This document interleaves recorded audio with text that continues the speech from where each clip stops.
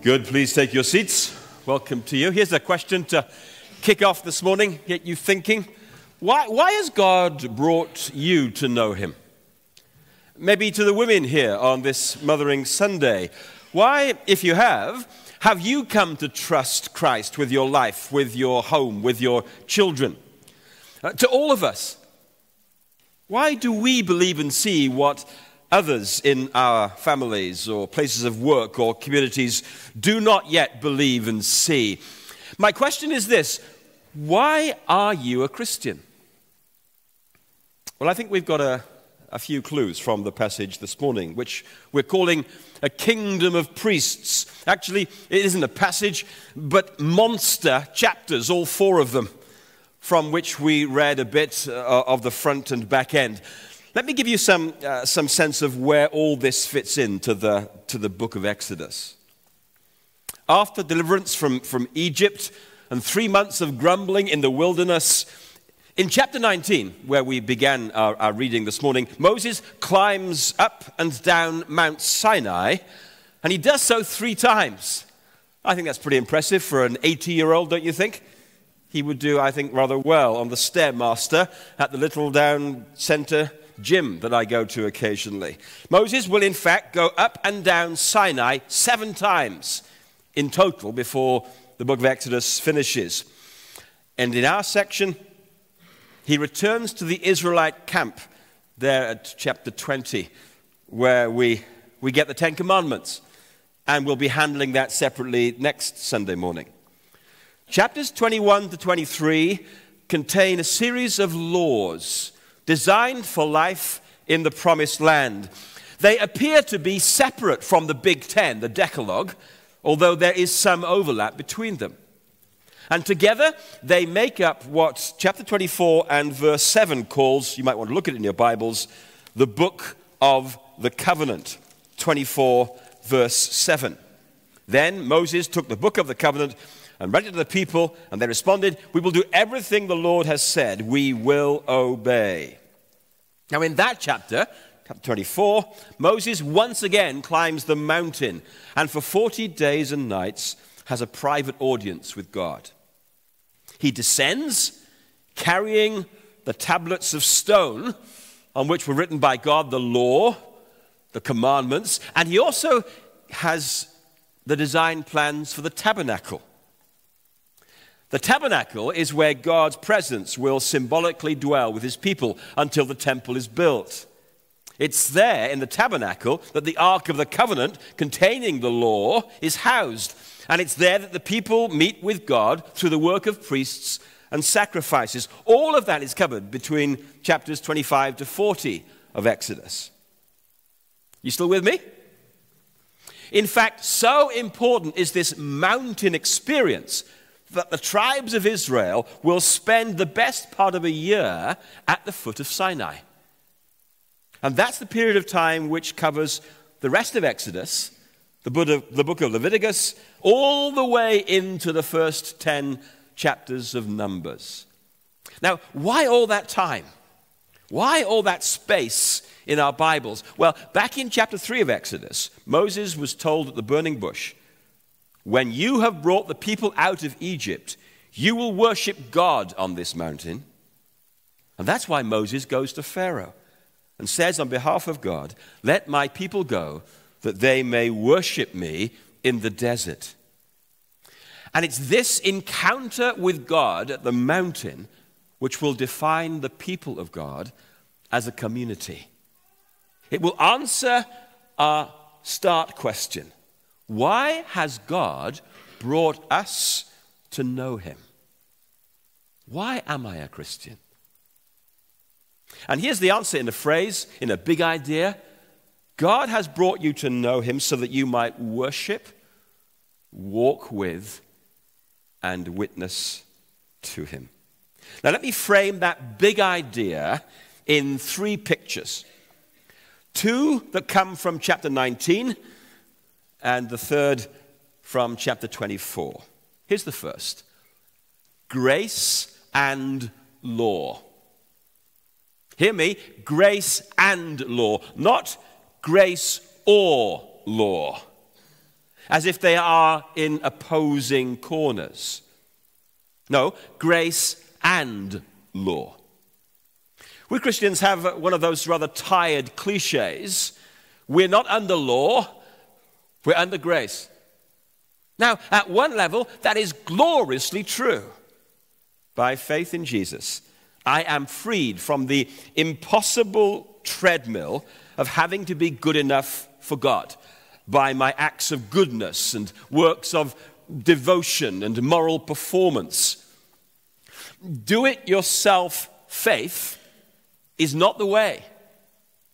Self-salvation is bad news for the gospel of Christ, and you'll see it as you leave for tea and coffee and make your way through the foyer. You'll see it there on the back wall. The gospel of Christ says, "Come to me, all who are heavy laden, weighed down with trying to be good enough for God, weighed down by trying to keep the law. Come to Christ, and I will give you rest," he says.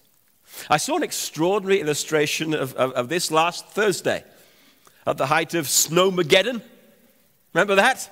It was only a week ago. I was in my car on Thursday. It took me 2 hours to drive from here after a funeral to Westbourne. There was chaos on the roads, wasn't there? Especially along the Wessex Way, the good old Wessex Way.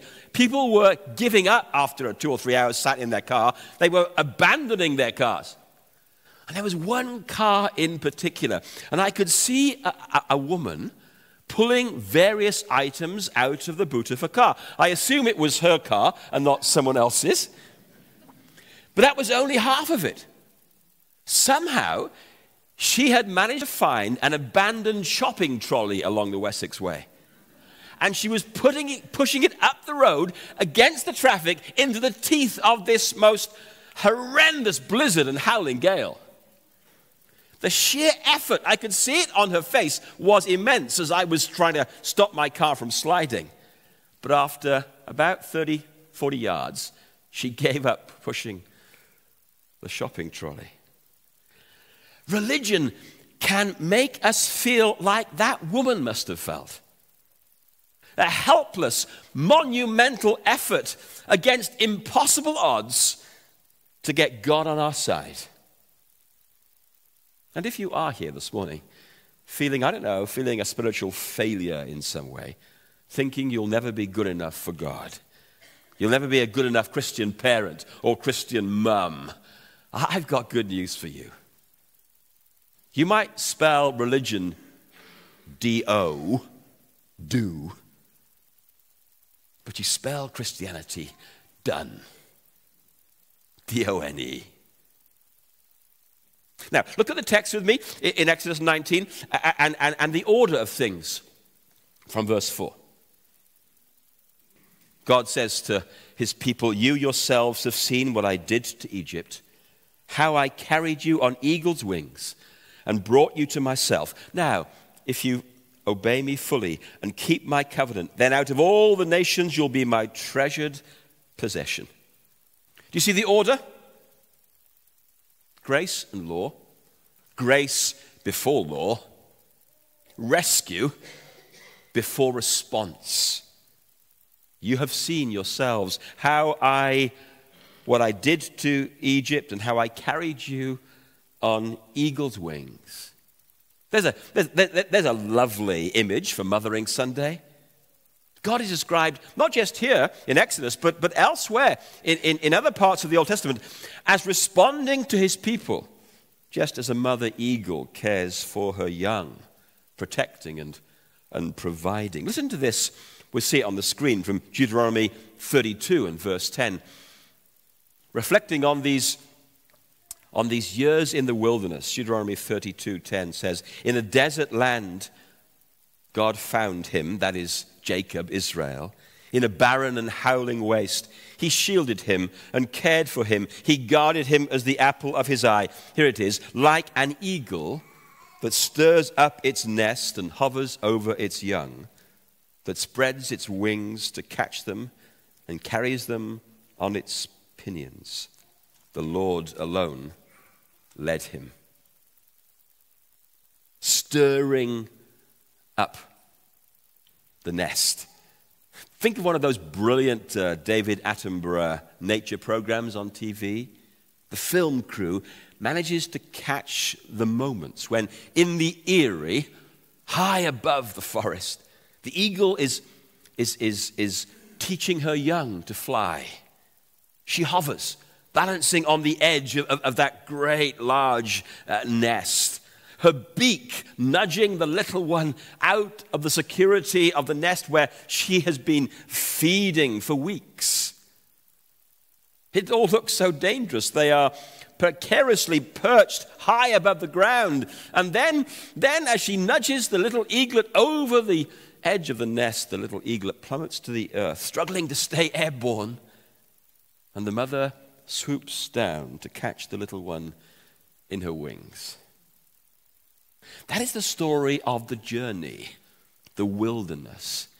It's the story of learning to fly God's nest, to trust him, to carry us on his wings, to guide us and catch us when we fall, because we will. Grace. I forgot to say that one of the things that the woman on the Wessex Way last Thursday was pushing in her abandoned shopping trolley was her children. It was comical, but very telling. See, whatever she had left behind in that car of hers, she was not going to leave her treasured possessions. Now, if you obey me fully and keep my covenant, then out of all the nations you will be my treasured possession. Although the whole earth is mine, you will be for me a kingdom of priests and a holy nation. That's how God sees us, his treasured possession. Those whom he has rescued and redeemed. Out of all the nations, you are my treasured possession. So let's ask that question again of the beginning. Why has God brought you to know him? Why has God rescued you and called you to trust Christ? Because you were better in some way or other than the others in your street or school? Because you deserved it more? Did God open your eyes to see him because you were more intelligent, wiser than the neighbors? Listen once more to something out of Deuteronomy, this time chapter 7 and verse 7. It's on the screen again. The Lord did not set his affection upon you and choose you because you were more numerous than other peoples. For you were the fewest of all peoples, but it was because the Lord loved you. Now, if that is so, and it is gloriously so, does that mean then that we can relax and free will it to heaven? Has the law of God any relevance to the Christian and the Christian community? Can we forget the Ten Commandments? Come back again to Exodus 19 and look at the order, the sequence. You yourselves have seen what I did to Egypt, how I carried you on eagle's wings and brought you to myself. Now, if you obey me fully and keep my covenant. God's act of rescue, in other words, brings his people to respond to him in obedience. Do you see again, just the next chapter, 20 and verse 1. We'll do it next Sunday morning. Same order. It's repeated. And God spoke all these words, I am the Lord your God who brought you out of Egypt, out of the land of slavery. And then come the commands, one after the other. You get the point, don't you? Law is addressed to people already saved by God's grace. The law is not given to save us. It's given to those who are already saved by God and belong to him. Think of Israel's storyline. They were rescued from Egypt on Passover night. For when God saw the blood of the sacrificed animal on the doorposts of their houses, his judgment passed over. That was their storyline. What's the storyline of the Christian? God's Son dies on a cross, gives his life in place of ours, sheds his blood so that judgment might pass over us and fall on him. And then, to those whom God has carried on eagle's wings, to those whom God's love has redeemed, his word comes, his law. Grace first, then law, walking with God in obedience through life. You see, obedience is really our way of saying thank you to God for the relationship we have with him. Because God's law is personal. The commands of God reveal the character of God. They show us what kind of God he is like. A God of justice and mercy and compassion and grace. Last week, they televised the funeral service of Reverend Dr. Billy Graham, the great 20th century evangelist. And tonight, actually, in our service, we're going to see a little clip from that occasion. We're actually going to hear from somebody who was among the 2,000 guests there. One of the most moving moments in that funeral was when Billy Graham's daughter, Ruth, told her Billy Graham's story. She was divorced after a 21-year marriage, and then, against all the advice of her family, she rushed into another relationship. She married, and within 24 hours, she knew that she had made the most monumental mistake. After 5 weeks, Ruth ran away in fear. And as she was reflecting upon the story in the funeral service, she said to the assembled large crowd, "How was I going to explain all this to my parents? What was I going to say to Daddy and Mother and to my children? I'd been such a failure. What were they going to say to me? We're tired of you. We told you not to do it. You've embarrassed us." And turning to the women in the audience last week, Anne Graham said, "You really don't want to embarrass your father as a daughter, and you certainly don't want to embarrass Billy Graham." And as I rounded the mountain, Ruth went on, the final driveway into our house, there was my father, standing there, waiting for me. And as I got out of the car, he wrapped his arms around me and said, "Welcome home." Says Ruth Graham. There was no shame, there was no blame, there was no condemnation, just unconditional love. And here was the telling point for me in relation to this message. Said Ruth Graham, "My father was not God, but that day he showed me what God was like. When we come to God with our sin, our brokenness, our failure, our pain, and our hurt, God says, 'Welcome home.'"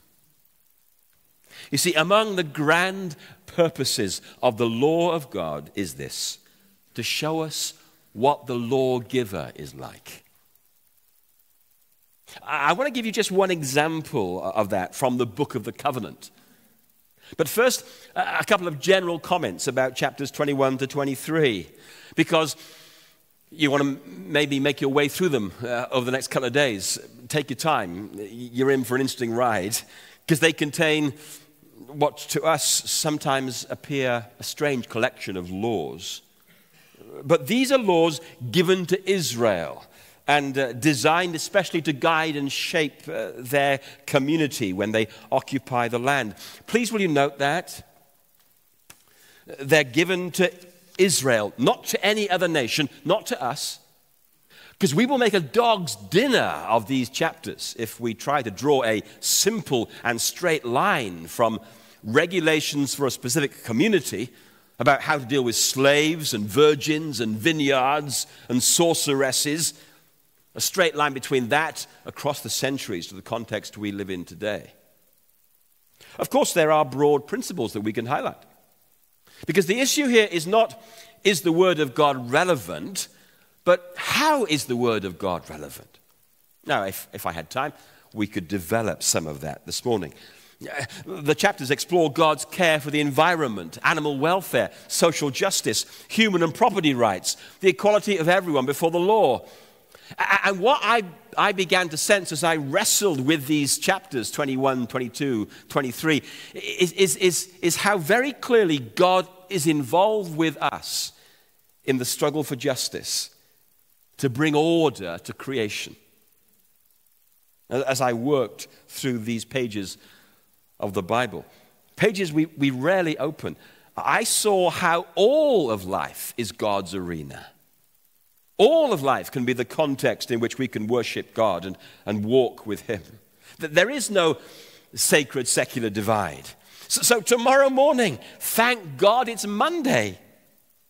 And today, Mother's Day matters.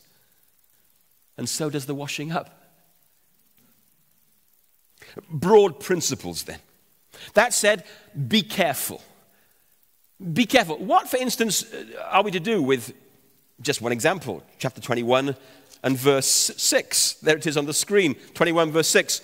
Then his master must take him before the judges. He shall take him to the door or the doorpost and pierce his ear with an awl. Then he will be his servant for life. How do you apply that today, eh? Beware, in other words, of assuming a direct equivalence between 13th century BC ethnic Israel and 21st century AD Western Britain. We are not, as Israel was, a nation under God. Although our own national history has been wonderfully blessed by a Judeo-Christian heritage, and it's a sadness to see the loss of so much of that. But my friends, we have never been a Christian nation. Crusade, conquer, and Christendom is not the purpose of the people of God in the world today. Yeah, English rugby fans may sing, although not very loudly yesterday, that they may sing, and did those feet in ancient times walk upon England's mountains green. But the mission of the church and the Christian is not to build Jerusalem here among these dark satanic mills.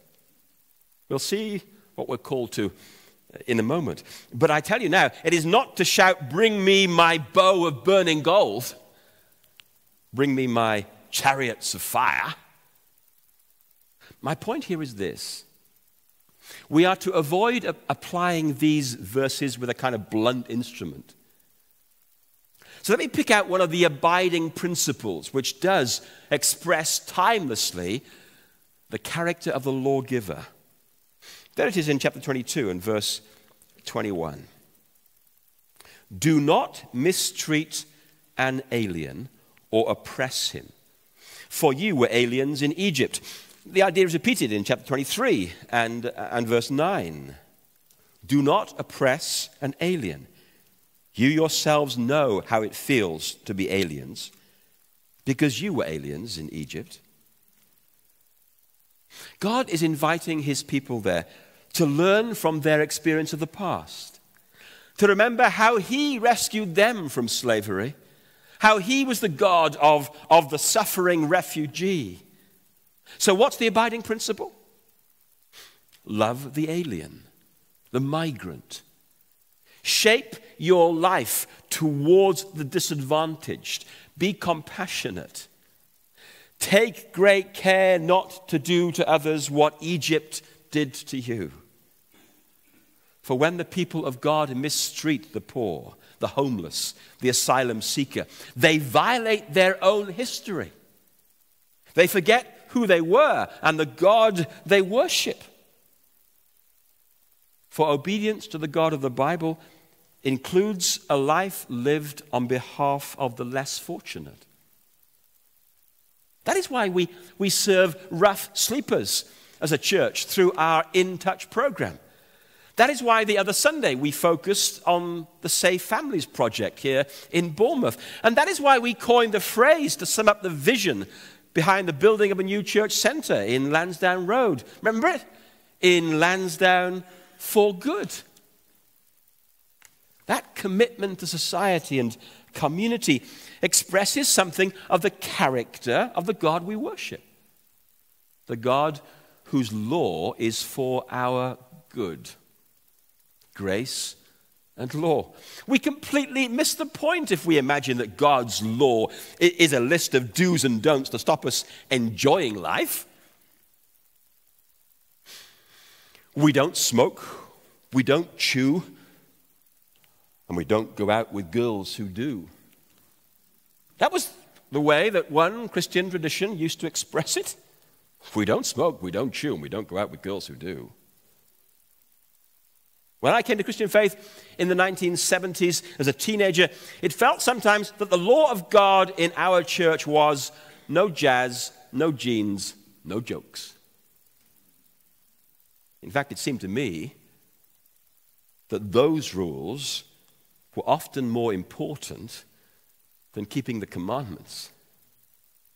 Anyhow, the purpose of the law is to make us holy, not weird. For they are the Maker's instructions, God's handbook on how human life and society works best. No wonder that, for example, the psalmist praises the positive benefits of the law of God when he says, "Oh, how I love your law. I meditate on it day and night." Why? Because it's for my good. It's for human flourishing. So why, my friend, are you a Christian? What's the reason? That you might worship God and walk with him in obedience to his word, and then, lastly, witness to him. Now, with that comes our second picture, and I can only draw this one very, very briefly. Here is the purpose of the Christian and the church in the world. This is our mission. Let's frame the picture. Grace and law, pilgrims and settlers, both again. Read once more, chapter 19, verses 5 and 6. "Now if you obey me fully and keep my covenant, then out of all nations you'll be my treasured possession. Although the whole earth is mine, you will be for me a kingdom of priests and a holy nation. Out of all the nations of the earth, you will be mine." That was the purpose of Israel, as it is of the church today, to witness to God in the earth, to declare his praises in the streets and marketplaces and public squares of the world. That has been the plan all along. Do you remember when God blessed Abraham and his family and entered into that commitment to him? God said, "Abraham, I'm going to bless the nations through you." Why? Because the whole earth belongs to me, and I want the whole earth to see my glory. And I want you and your descendants, the family of faith, to be the channel through which my glory will be seen. That's why they were to be a holy nation. Not because they were morally superior in some way, but because they were set apart for the purpose of bringing the nations to the knowledge of God. That's why they were to be a kingdom of priests, so that through their worship and sacrificial system, they could, out of their own experience, offer to the nations forgiveness from God and reconciliation to God. Israel's mission, then, was to serve the larger purposes of God in the world. And they were to do that in two ways. Number one, by settling in their own land, building those communities of justice and truth where the widow and the orphan were cared for and the refugee welcomed. They were to do that by raising families, by engaging in culture, by stewarding creation. And through all of that, pointing to the God who is the architect of their community. Settlers, then. And that is to be our mission too. Isn't that what we've been praying about in part through our season of prayer these last couple of weeks in relation to the BH1 postcode up there in the town centre and BH8 around here, to invest in the homes and streets and schools of the area. Settlers then, salt and light, as Jesus puts it, infiltrating the culture, not by being like it, but by being different from it. Because our mission is not just to be settlers, but pilgrims. And that was Israel's other role, to be a pilgrim people, to travel lightly through this world because they knew that it was not their final home. This is how the Apostle Peter identifies Christians scattered throughout the Roman Empire. He calls them, in the opening phrases of his first letter, strangers in the world, aliens. And he appeals to them in the following chapter. I urge you, as aliens and strangers in the world, to live such good lives among the pagans that they may see your good deeds and glorify God. Now, do you see the balance we got there? The balance the Christian and the church is to strike. We are both pilgrims and settlers. On the one hand, we are not to isolate ourselves as a kind of holy club in a ghetto, to be so separate and cut off from the society around us that no one is listening to us.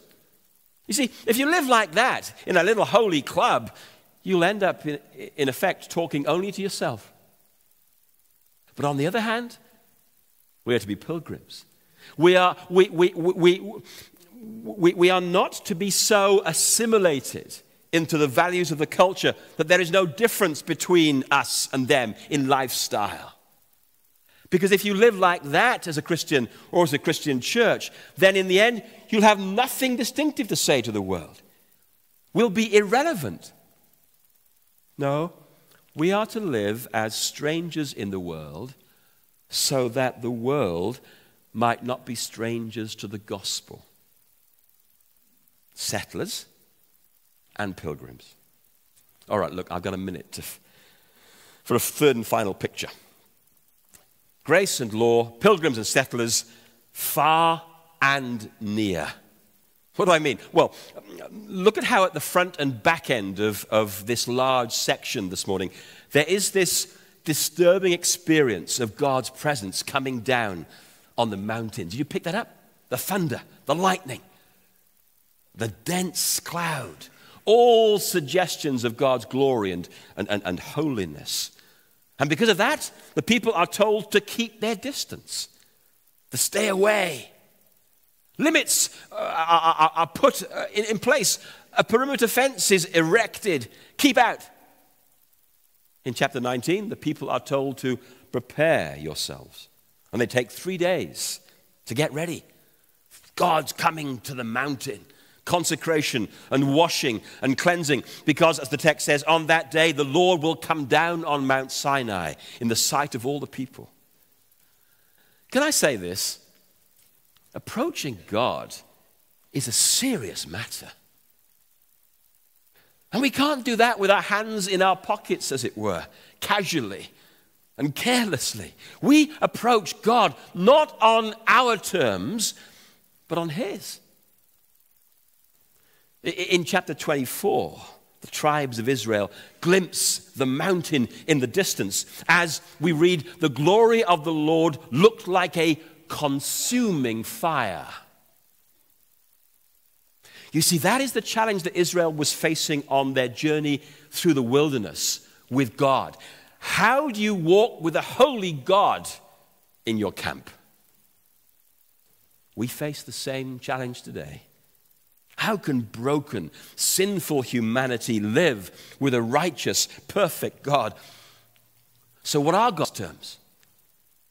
Well, in chapter 24, before Moses climbs to the top of the mountain to receive the law, earlier in the chapter, he builds an altar in the valley below, and he sprinkles the blood of a sacrificed animal on the altar. He then takes the book of the covenant and reads it out, and the people say, we'll do everything the Lord has said, we will obey. He then, as Moses, takes more of the blood of the sacrificed animal and sprinkles that on the people.